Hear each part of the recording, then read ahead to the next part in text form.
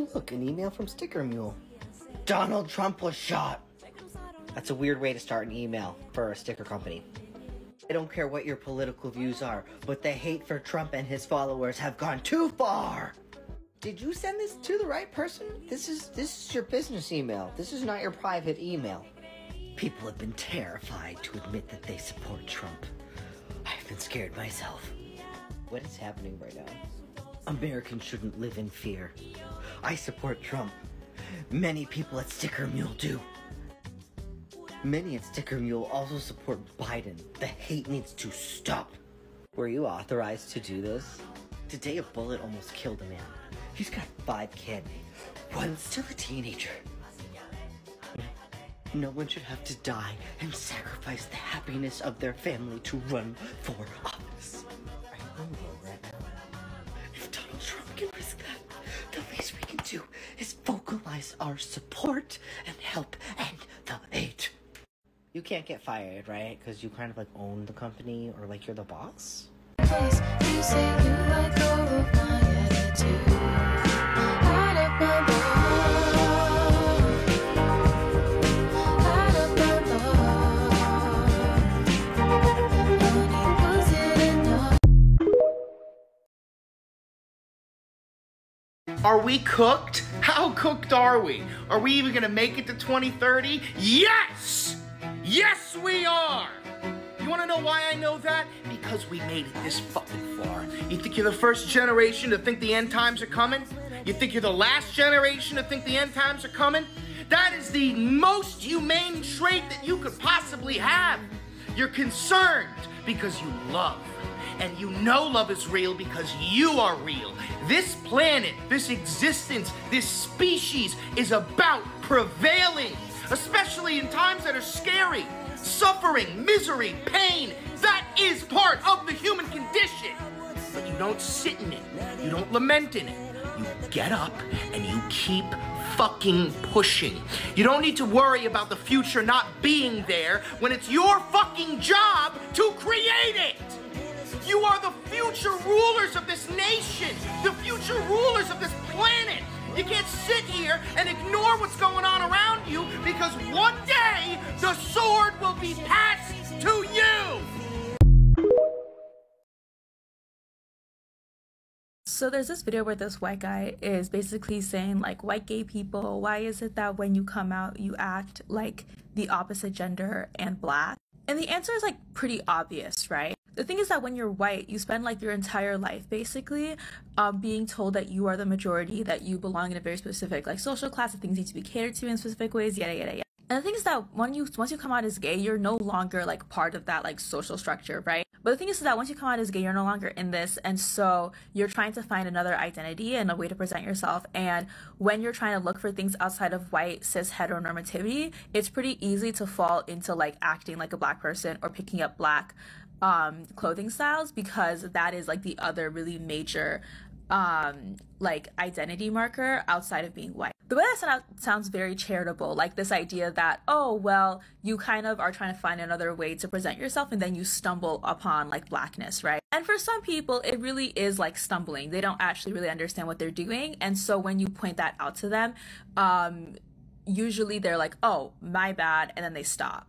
But I'm going to talk about white celebrities who do this, and I'm really only going to be talking about one celebrity, bitch. I'm talking about Billie Eilish. Billie Eilish like came up when she was like 16, 17, and so I understand that she will have had a very like dramatic change in her like the way that she presents herself to the public over that course of time. I think she's like in her early 20s. I'm 21 and I think we're about the same age. She's either 21 or 22, maybe 23 max. And when she first came out, she was really well known for having these really baggy styles, basically dressing like a black guy from the 90s and early 2000s. And I think probably even from the get-go, people were like, oh, why are you dressing like this? Because not only was she white, but also didn't really make any sense with her music, because her music itself is like very much not that kind of aesthetic, right? And then people kept thinking like, why are you doing like AV? Why do you sound like that? To the extent where her brother Phineas has to be like, you don't talk like that, talk normal. And so that was her in the beginning. Something I think was really, really interesting was that in the last album that she released, I think it was, I don't remember the name, Happier Than Ever, she completely did a 180.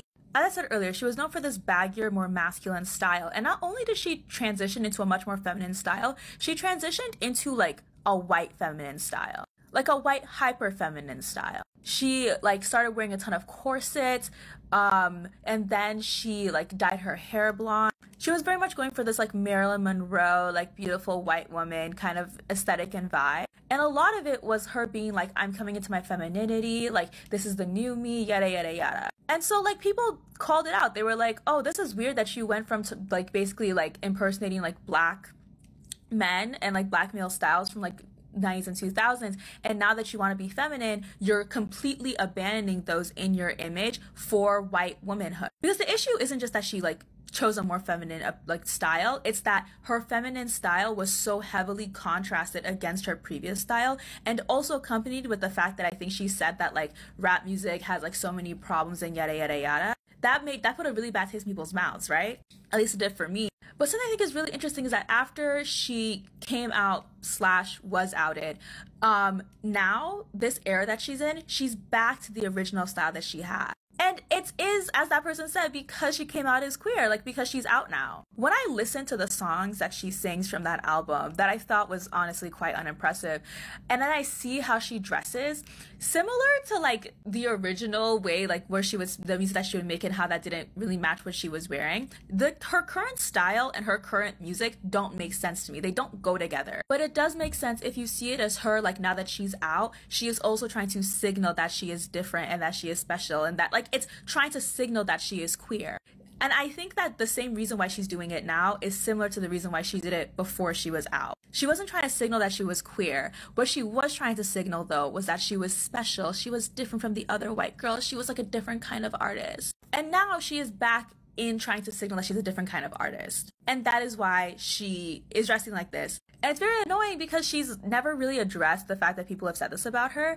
And as I said before, her music doesn't really connect to this style that she has right now. Like genuinely, there's nothing in that album that would like remind me of that kind of style. Like New Jeans and like all these K-pop artists will like do a similar style, but like at least I can get it because they're doing like a 90s R&B, like hip hop, like, you know, like aesthetic, like that's the vibe. But she's not. Like the music in that album sounds like she should be dressing like Clairo or like Maya Hawke.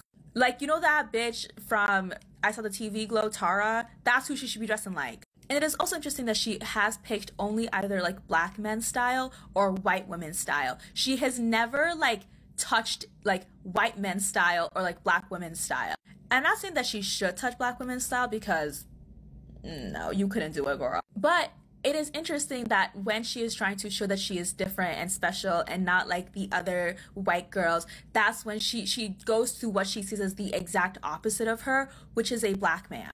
And that is, to me, like just an example of how she is not really engaging with that like style properly, with like black men's style from the 90s and 2000s. She's not engaging in it earnestly. She is like appropriating it, and she's appropriating it because she has a view of black men and their sexuality and the space that they occupy that she wants to capitalize on and like absorb into her own aesthetic. You all really need to stop posting pictures of newly disabled Palestinian children with the caption, "This isn't a life."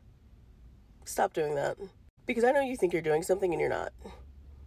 Not at all. You are parroting the occupation's logic rather than doing anything for the Palestinian people when you do stuff like that.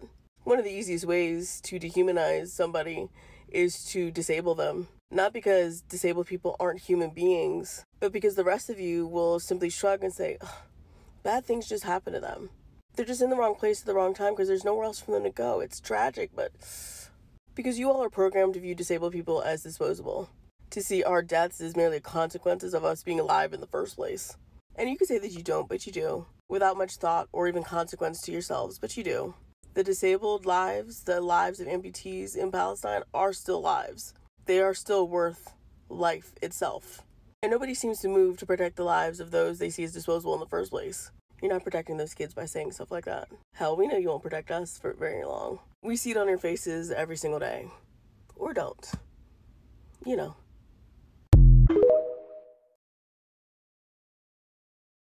You happen to find yourselves within the same jail cell, locked deep within the Orc prison. But luckily, you happen to see a guard who has fallen asleep that has a pair of keys around his belt. Oh, I know. I have my little squirrel companion. I'll just set him down and tell him to go get the keys. All right. So you proceed to set the squirrel down, and it starts to run towards I the stomp guard. on the squirrel. You're joking, right? I rolled a 17 for dexterity. Okay, so you all proceed to watch as Cornwallis stomps the squirrel to death. Why? Well, I'm chaos neutral, so that's just how my character works. Quibbles. No. Well, hey, it's fine, because luckily I happened to find this lockpick in the corner earlier. Since you're the rogue, how about you go ahead and try to open up that lock? No. What? I don't really feel like doing that right now. I can tell you and I are not going to get along. Is that a threat? What? No. DM, please reprimand the barbarian and please remind him that we need to be a team and that PvP is not allowed. I'd also like you to punish him too. Are you serious? Just a reminder, this is a casual game of Dude, you D&D. literally just crushed her squirrel and you refused to open the door. Like, what are you talking about being a team? Last time I checked, I wasn't talking to the dirty dwarf. Why are people always racist towards my characters? Hey man, let's try to keep this friendly, okay? We don't need to be doing You know, that. as a past DM, I have to say that the starting in prison trope is pretty boring, so I think we should just start outside the bars with all of our gear. What? No, let's just stick to the story I wrote. Believe me, it gets good. Well, the story that you wrote sucks balls. Ooh. You all feel a rumble within the ground as you proceed to watch a black spike stab Cornwallis through the chest, instantly killing Cornwallis in the process. What? God. What the heck? I'm sorry, but your character has died, therefore I need you to please pick up your things and move to the next table. Fine, whatever. Screw you guys.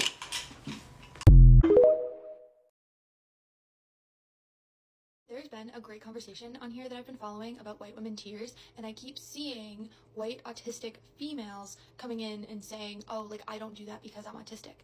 And let's have a conversation. I know that we're all like very literal thinkers, but white women tears goes way beyond like someone purposely crying to like get their way in a situation. It's about how everyone in society, especially men, are conditioned to react and respond to white women's feelings. Feelings can mean anything, it's not just crying. And I would argue, as white autistic women, we are more dangerous in these situations. From analyzing myself and my own behavior, I can think of like two main reasons why we are more dangerous. The first one being that autistics just struggle to read situations, and I myself often don't understand like power dynamics or like undertones of situations, and just by agreeing with someone or reacting in any sort of way can set a whole situation off that you didn't understand was happening. And the second one being that autistic people struggle to regulate their facial expressions and their emotions. And having your emotions on display in public creates a situation that could potentially be dangerous for someone else. And you might be sitting here saying, well, like, those are things out of my control. Like, I'm autistic. And to that, I say that's just not a valid excuse. Like, I'm sorry. Because there are so many autistic people of color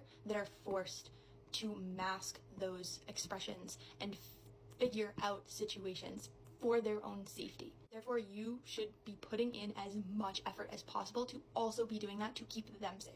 After I had this whole like little thought process that I had based off of this conversation, and I'll tag videos down below of like people talking about this, but once I got to this place of like understanding like my presence and like the whole dynamic, I was like, okay, so how do I make sure that I'm not creating situations or like adding flame to the fire in situations? And I thought for my second point of how like we can't control our expressions or our emotions sometimes, and an easy solution to that is to just leave the situation, remove yourself, therefore you are not creating a situation. But for my first point of not understanding situations and accidentally like adding flame to the fire, that's where I want to like open this up, because I'm struggling to figure out how to go about that. I know that I have really good pattern recognition, and that if I understand more, that I will be able to say, oh, that's a pattern, oh, I see what's happening, but I don't know every single pattern. What I've kind of like decided on doing is that to understand like patterns and stuff, to just make sure that I am actively listening and paying attention to every conversation and all people of color and their experiences, so that I can categorize that in my brain as like, okay, their experience, I need to log that as a pattern. I think that's it. Sorry, I just really wanted to like show my thought process, and that ended up making like a 3-minute long video. I felt like this was an important conversation to like weigh in on. Please let me know if like I shouldn't have like weighed in, or just like please correct me if I said anything incorrectly. I really just want to like show my thought process.